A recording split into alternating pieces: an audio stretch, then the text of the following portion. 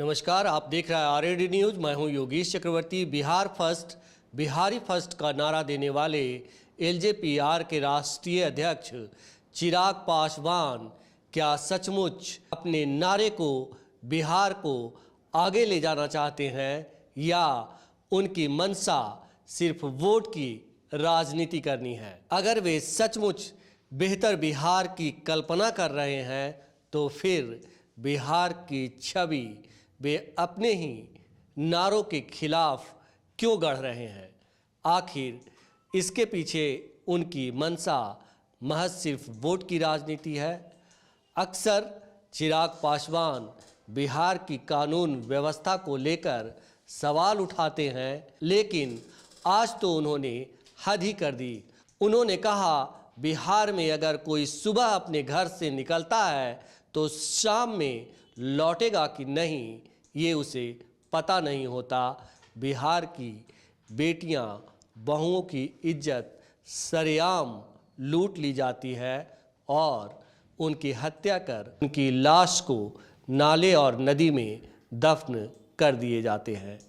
क्या सचमुच बिहार की जो मौजूदा स्थिति है ऐसी ही है, या चिराग पासवान बिहार फर्स्ट, बिहारी फर्स्ट के नारे को गाली देने का काम कर रहे हैं? इसी मसले पर हम चर्चा करेंगे आरएडी न्यूज के संपादक हेमंत कुमार से।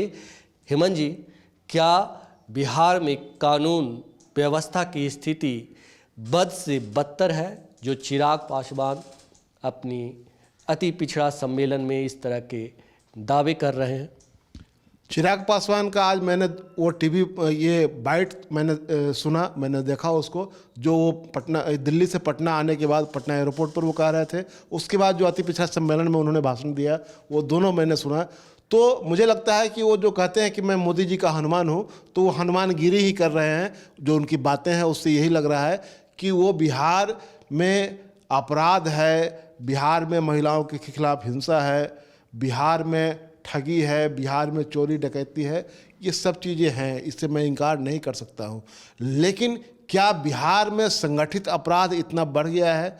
क्या बिहार में सुबह निकलने वाला आदमी घर से शाम में घर नहीं लौटेगा? क्या ऐसी स्थिति आ गई है? मैं इसको मानने के लिए तैयार नहीं हूँ। यह एक बड़ा झूठ है। तो आखिरकार चिराग पासवान इस तरह की बातें क्यों कर रहे हैं? तो मुझे लगता है कि मैंने कहा कि चिराग पासवान जो मोदी जी का अपने आप को हनुमान बताते हैं कि मैं मोदी जी का हनुमान हूँ, तो वो हनुमानगिरी ही कर रहे हैं। वो मोदी भक्ति में न जाने क्या क्या कहा जा रहे हैं।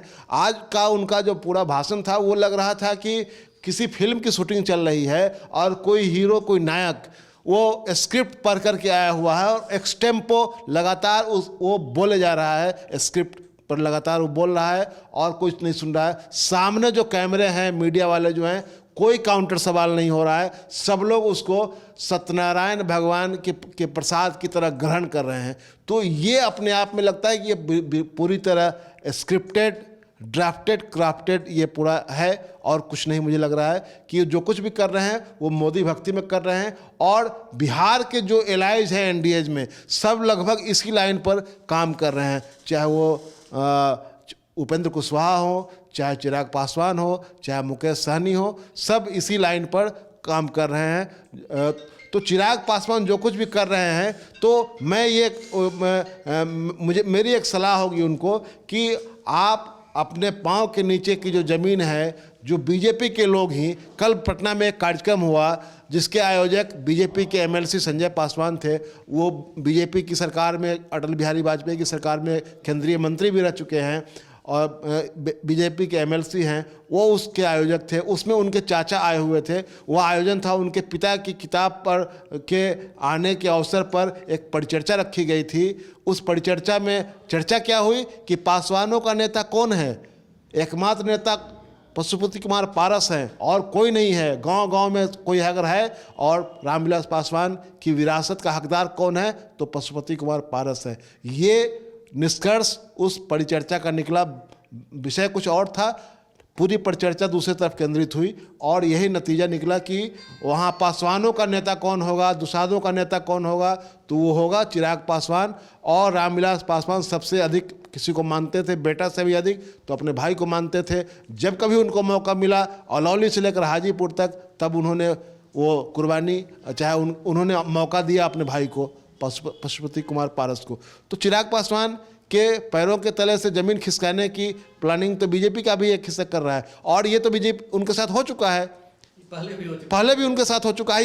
ये कांड मुकेश सहनी के साथ भी हो चुका है। मुकेश सहनी के सारे विधायक लेकर बीजेपी चली गई, उनका एमएलसी का रिन्यूअल नहीं हुआ। उसी तरह इनके सारे एमपी चले गए उधर, इनको छोड़ करके बाकी एमपी चले गए, इनके चाचा सहित उधर चले गए। ये दिल्ली से लेकर पटना तक सड़कों पर हनुमान होने की दुहाई दे रहे थे और वो भी काम नहीं किया।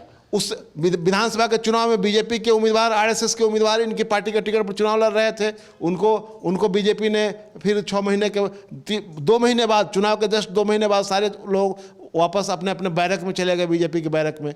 तो ये जो है, ये जो कुछ जो हो रहा है, इससे ये साफ है कि आप बीजेपी की भक्ति में, मोदी भक्ति में इतने लीन हो चुके हैं कि अपनी स्वतंत्र छवि, अपनी स्वतंत्र सोच, ये लगता है कि ये दिमाग भी लगता है कि आप किसी को के यहाँ गिरवी रख चुके हैं। लेकिन आप ऐसा आरोप कैसे लगा सकते हैं? ये तो vision Bihar first, Bihari first की बात करते हैं, बिहार को बदलने की बात करते हैं, बिहार हम ये गढ़ने की बात कर रहे हैं। विपक्ष में होने का मतलब ये नहीं है कि आप कुछ भी कहें, सत्ता पक्ष में होने का मतलब ये नहीं है कि आप कहेंगे कि हाँ हमने ये स्वर्ग उतार दिया है धरती पर, यहाँ सब कुछ रोजी रोजी है, गुलाबी गुलाबी है। और उसी तरह अगर आप विपक्ष में हैं तो इसका मतलब ये नहीं है कि यहाँ कोई सुबह में निकलेगा और शाम में नहीं लौटेगा, ऐसी स्थिति हो गई है। ये भी बिल्कुल ये अतिरेक है। ये जो कहा जाता है एक चीज़ और, कि जो चाचा भतीजे की 33 साल की सरकार है उसने बिहार को गर्त में ढकेलने का काम किया है। ये जो कह रहे हैं तो उनसे ये पूछा जाना चाहिए था कि भैया ये जो 33 साल जो आप गिना रहे हैं, उसमें 17-18 साल जो ये नीतीश कुमार का है, उसमें बाकी 14 साल तक लगभग बीजेपी साथ में रही है, बीजेपी ने सरकार चलाया है यहाँ पर। तो चिराग पासवान की पार्टी भी इसके साथ आप हैं, चिराग पासवान के चाचा भी उसमें थे, मंत्री थे नीतीश कुमार की सरकार में।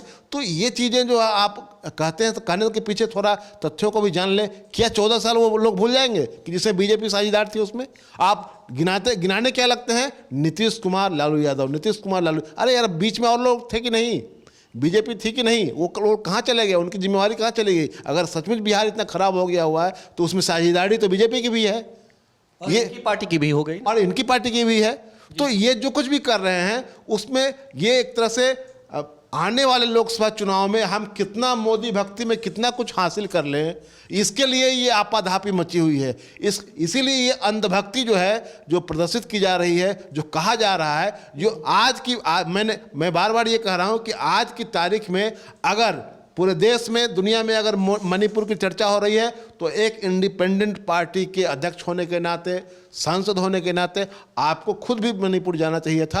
आप वहाँ से अपना निष्कर्ष लेकर के आ सकते थे। आप इस नाम पर कि मणिपुर जाने के लिए आपके पास सांसद है, भेजने के लिए सांसद है, लेकिन कटिहार जाने के लिए मुख्यमंत्री जी के पास समय नहीं है, कटिहार क्यों नहीं जाते हैं? अरे ये सवाल करके आप न तो मणिपुर की चिंता कर रहे हैं और न बिहार की महिलाओं की चिंता कर रहे हैं, न दूसरे राज्यों में महिलाओं की चिंता कर रहे हैं, या हिंसा या अपराध की चिंता कर रहे हैं। ये हिंसा और अपराध सिर्फ बोलने के लिए लगता है। आप इन चीज़ों की अगर चिंता करते तो आपको मणिपुर भी जाना चाहिए था, आप मणिपुर भी देख करके आते। ये पूरी दुनिया में बहस का अगर विषय बना हुआ है। वहाँ 3 महीने से हिंसा चल रही है और वहाँ अभी तक जो ऑफिशियल रिकॉर्ड है उसके 150 से अधिक लोग मारे गए हैं, 50 लाखों लोग वहाँ विस्थापित हुए हैं।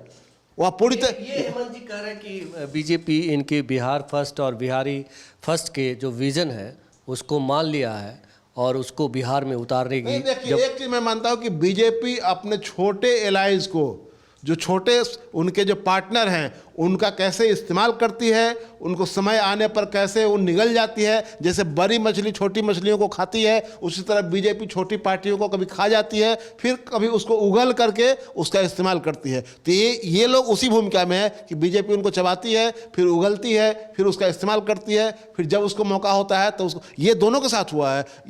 ये इनके चिराग पासवान के साथ भी हुआ है, ये मुकेश सहनी के साथ भी हुआ है, ये उपेंद्र कुशवाहा के साथ भी हुआ है। ये अपने कास्ट, जो पासवान कास्ट है, उसके साथ कितना जस्टिस कर रहे हैं इस तरह के दावे और इस तरह के खोखले वादे कर। दुख की बात यह है कि ये तीनों जिनका मैं नाम ले रहा हूँ, मुकेश सहनी हो, चिराग पासवान हो, उपेंद्र कुशवाहा हो, जो एनडीए के लाई है, जो बीजेपी की भक्ति में डूबे हुए हैं, मोदी जी की भक्ति में डूबे हुए हैं, ये लोग ऐसे सोसाइटी को बिलोंग करते हैं, ऐसे समाज से आते हैं जिसके सामने शिक्षा, स्वास्थ्य, रोजगार, रोजी रोजगार ये सबसे बड़ी चुनौती है। इन जो ये मैं तीनों के बारे में कह रहा हूँ। और इन सवालों को एड्रेस करने के बदले आप कुछ ऐसी चीज़ों को एड्रेस करते हैं, कुछ ऐसी चीज़ों को सामने लेकर के आते हैं जिससे सिर्फ भावनात्मक चीज़ें। आप ये आकर के कह रहे हैं कि बिहार में ऐसी स्थिति आ गई हुई है कि यहाँ सुबह में निकली तो शाम में लौट नहीं पाइएगा, महिलाओं को काट करके उनके साथ बलात्कार होता है, काट करके उनको नाले और नदियों में बहा दिया जा रहा है।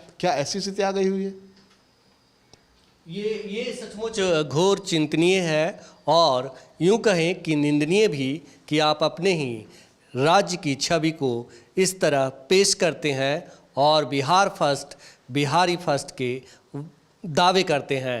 हेमंत जी, जिस तरह से चिराग पासवान एक पढ़े लिखे, खास करके पासवान समुदाय के युवाओं में इनकी काफ़ी लोकप्रियता है, अच्छी खासी लोकप्रियता है, तो कहीं ना कहीं ये अपनी छवि को भी नुकसान पहुंचा रहे हैं, क्योंकि आज की तारीख में जनता है जो सब कुछ जानती है, उनके हाथों में जो है मोबाइल नामक टीवी है, वो सब कुछ बताते रहती है। देखिए, सबसे बड़ी बात यह है कि राजनीति में अतिरेक चलता है, झूठ भी चलता है, लेकिन अतिरेक जो है वो बहुत ज़्यादा हो जाए, अतिरेक का भी अतिरेक हो जाए तो वो भी नहीं चलता है, और झूठ जो है महाझूठ हो जाए वो भी नहीं चलता है। तो इस तरह की जो बातें हैं जो आप कर रहे हैं, हम कह रहे हैं कि आप विपक्ष में हैं, आप बिहार में, ठीक है, आप सरकार को घेरिए, सरकार की आलोचना कीजिए, बिहार में जो कोई अपराध हो रहा है उस पर बोलिए, सरकार को घेरिए, कोई उसमें कौन रोक रहा है? वो अच्छी बात है, ये तो करना है आपको। लेकिन आप किसी खास एजेंडे के तहत कोई झूठ बड़ा, कोई चीज़ कुछ झूठी तो छोटी चीज़ों को आप बड़ा बनाते हैं, उसका पूरा स्केल जो है वो लार्जर देन लाइफ बनाते हैं, और उसको पेश करके आप कुछ ऐसी छवि गढ़ते हैं जिससे ये लगे कि सामने वाला आदमी भी उसको देख करके हंसे, आपके समर्थकों को भी लगे कि हमारे नेताजी कितना बड़ा झूठ बोल रहे हैं। तो ये अपने आप में चिंता की बात है कि भाई ये इस तरह की राजनीति में ये चीज़ें बहुत चलती नहीं है कि आप बहुत लंबा लंबा फेंकिए, बहुत बड़ा बड़ा झूठ बोलिए, और उसके बाद आपके समर्थक आपके साथ रहेंगे, लेकिन वो आपको बहुत गंभीरता से नहीं लेंगे। इसलिए मुझे लगता है कि इन चीज़ों पर बोलने के बदले आप कैटेगरिकली मुद्दों के आधार पर, तथ्यों के आधार पर सरकार को घेरिए और सरकार की नाकामियों को उजागर कीजिए, इसमें कोई बड़ी बात नहीं है। लेकिन मणिपुर की बात कर रहे हैं हेमंत जी, आप अभी कर रहे थे कि मणिपुर को लेकर ये कुछ नहीं बोलते, लेकिन मणिपुर को लेकर के जैसे अठालवे साहब से आपने इंटरव्यू किया तो उन्होंने भी कहा कि जो सरकार जो है तो चर्चा कराना चाहती है संसद में, लेकिन ये लोग जो है नहीं मानते। लेकिन जो विपक्ष है वो आर्टिकल 267 के तहत मतलब चर्चा चाहती है, लेकिन ये लोग ऐसा नहीं चाहते। तो ये लोग तो ये दावा कर ही रहा है कि हम चर्चा करा रहे हैं, लेकिन विपक्ष नहीं करवा रहा। देखिए, ये एक बड़ी चिंता का विषय है कि इस मणिपुर को लेकर के पूरा संसद नहीं चल पा रहा है। वहाँ लगातार विपक्ष का हंगामा हो रहा है, प्रधानमंत्री से वक्तव्य की मांग हो रही है, नहीं हो रहा है। तो ये एक काउंटर नैरेटिव पूरे देश में चल रहा है, मणिपुर बनाम दूसरे। प्रधानमंत्री ने इसकी शुरुआत की थी। प्रधानमंत्री जब लोकसभा की बैठक शुरू होने वाली थी तो इन्होंने संसद के बाहर ये कह दिया था, जब मणिपुर की भी चर्चा हुई और उसमें उन्होंने राजस्थान, छत्तीसगढ़ के मुख्यमंत्रियों को उन्होंने नसीहत दी कि आप अपने अपने राज्यों में भी अपराध पर नियंत्रण करें। तो कुल मिलाकर के उन्होंने ही डायलूट करने की कोशिश की, तो बाकी के जो उनके फॉलोअर हैं वो तो डायलूट करेंगे ही। मैं कह रहा हूँ कि ये एक पूरे देश में काउंटर नैरेटिव बनाने की कोशिश की जा रही है कि मणिपुर का काउंटर करने के लिए सभी राज्यों के अपराध गिनाए जा रहे हैं, कभी छत्तीसगढ़ के, कभी ये राजस्थान के, ऐसे आप हिमाचल के भी गिनाएंगे। जहाँ आपके विरोधियों की सरकारें हैं उनके अपराध गिनाए जाएंगे। तो ये गिनाने का मतलब ये है कि मैं बार बार कह रहा हूँ कि आप इन अपराधों को लेकर भी मुझे लगता है कि आप में बहुत अधिक चिंता या संजीदगी नहीं है, और मणिपुर को लेकर भी नहीं है। अगर ऐसी संजीदगी और चिंताएं अगर होती तो आप उन पर ठोस कुछ बात करते, ये उसके बरक्स खड़ा नहीं करते,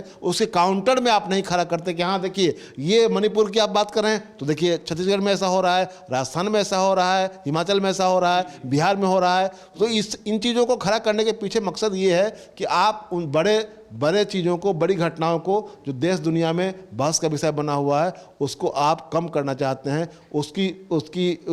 उसका जो असर है उसको दिखाना चाहते हैं कि नहीं नहीं वहाँ कुछ नहीं हो रहा है, डाइल्यूट करना चाहते हैं, उसको ख़त्म करना चाहते हैं, उसको महत्वहीन बना देना चाहते हैं, उसको चर्चा के लायक नहीं बनाना चाहते हैं। तो ये सब चीज़ें जो है, तो यही मैं कह रहा कि चिराग पासवान जो कुछ भी कर रहे हैं वो आज की तारीख में उनकी बहुत अच्छी फैन फॉलोइंग है, उनके साथ युवाओं की टोली है, उनकी बिरादरी के लोग उनके साथ दिख रहे हैं मजबूती से। लेकिन आप जो इतना बड़ा बड़ा जो कुछ कह रहे हैं उसमें ये है कि आप एक तो ये लगता है कि जनता के बीच में भी मैसेज ठीक ये जाता है कि आप बहुत बड़ा बड़ा झूठ बोलते हैं।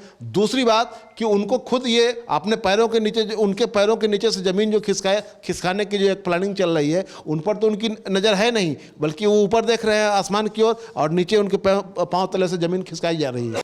तो अधीर नगरी चौपट राजा, टके सिर भाजा, टके सिर खाजा, यही कहना था हेमंत जी का कि आखिर राजा जैसा रहेगा उसके सिपह सालार जो होते हैं वही चीज़ को फॉलो करता है, और झूठ का प्रचार करने में जो लोग लगे हुए हैं दरअसल अपने राजा को फॉलो कर रहे हैं। इस चर्चा में इतना ही। अगर आपको हमारा ये डिस्कशन अच्छा लगा हो तो आप हमें फेसबुक पर फॉलो करें, यूट्यूब पर सब्सक्राइब करें, ज़्यादा से ज़्यादा लाइक करें और शेयर करना मित्रों बिल्कुल नहीं भूलें। धन्यवाद। धन्यवाद।